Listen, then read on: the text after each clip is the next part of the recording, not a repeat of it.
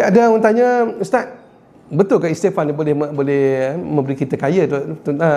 Ustaz kata, insya-Allah Ustaz yakin sebab Rasulullah ada beritahu. Rasulullah beritahu siapa yang banyak beristighfar kepada Allah Taala, maka Allah Taala akan buangkan segala kesusahan dalam hidup dia dan Allah Taala akan bagi ke jalan kesenangannya. Cara mana? Cara la yatasib. Jadi istighfar ni tuan-tuan semua boleh mendatangkan rezeki cara la yatasib. Cara apa? Tanpa digoda-goda. Sebab apa tuan-tuan? Hanya orang yang bertakwa saja yang beristighfar. Allah Taala beritahu dalam Quran, "A'udzubillahi minasyaitonirrajim.